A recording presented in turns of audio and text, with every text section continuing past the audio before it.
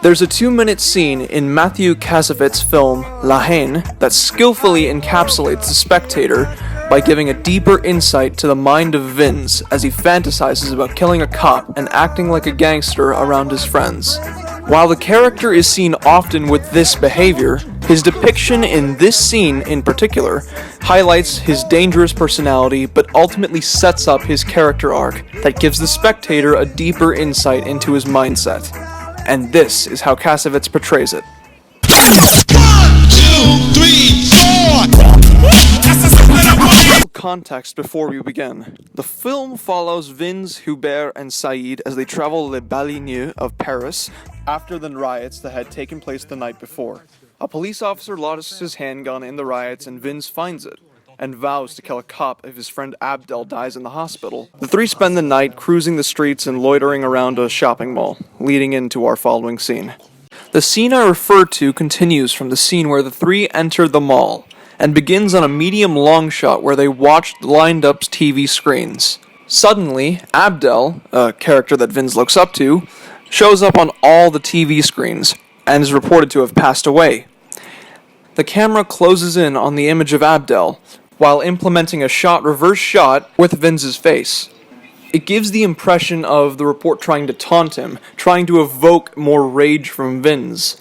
The use of multiple TV screens evokes the imagery of prison bars, as if Abdel was resigned to his fate due to the brutalization at the hands of the police.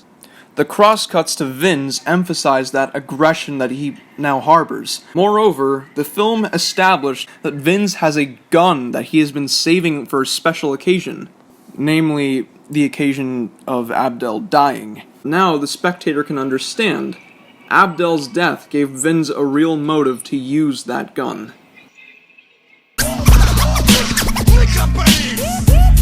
Kassovitz cuts to the title card of the timestamp.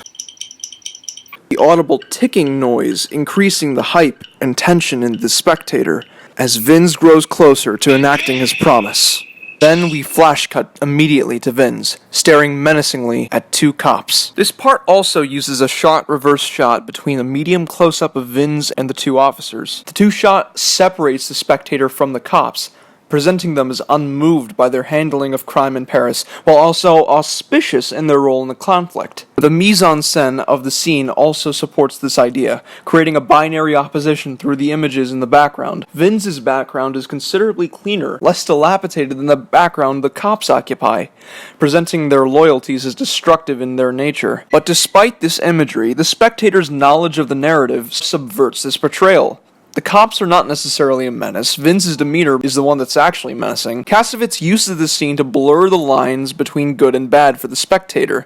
Even though they are aware that Vince is in the wrong and is in need of consolation, the time the spectator has spent with him, thereby giving a balanced perspective to the hoodlum's mindset. Here's where things get interesting.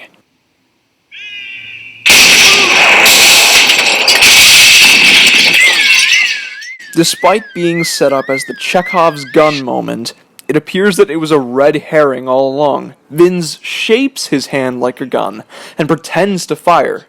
Kassovitz uses this to show Vince's understanding of murder as misinformed and exaggerated.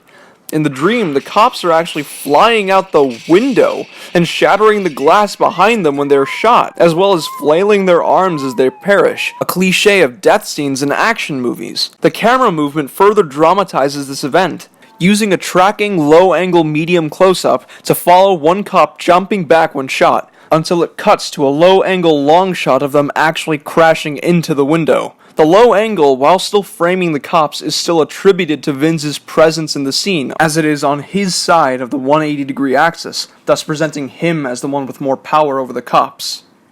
Additionally, if you recall Vince's character early in the film, he's a noted fan of Taxi Driver, acts tough to imitate what he saw in an action hero-esque role.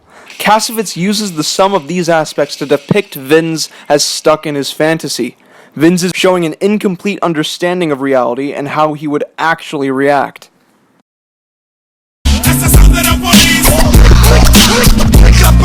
Once the daydream comes to an abrupt end, Hubert and Said don't want any part in what Vince plans to do. The camera follows them in a long shot as Vince repeatedly asks what it was that he had done. The long shot used to frame the three changes in meaning based on the context of the scene. When both Hubert and Said leave, Vince is left alone in the midground of the set, emphasizing his loneliness. With the same long shot, the camera now follows Vince pacing back and forth. Not only does the camera movement suggest a sense of loneliness, but without anyone to prove himself to, Vince is lost. Vince turns to the statue behind him and...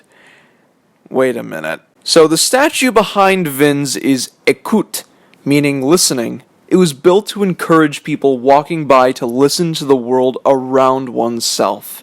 Vince stands in front of the statue, seemingly ignoring it and moving past it. Kassovitz uses the statue to symbolize his step in development, eclipses Vince in his size, the importance of understanding the larger picture coming to him, and now he recognizes the dangerous implications of his promise. And as Vince exits the frame, the camera pans up to focus on écoute. The shot lingers on for a few more moments, which could imply that Vince does, or will, consider listening to his friends, foreshadowing a change in his mindset. Kassovitz, within these 2 minutes, uses a mixture of camera techniques, framing conventions, and mise-en-scène to deconstruct the dangers behind Vince's ambitions. He uses conventions of action movies through camera movements to exemplify this character flaw, relying on mise-en-scène and references to previous narrative events to help the spectator sympathize with such a mindset. The cinematography acts to twist Vince's motivations constantly, presenting to the spectator how he sees this unideal life, and thus it sets up his realization further into the film when he is finally brought into reality.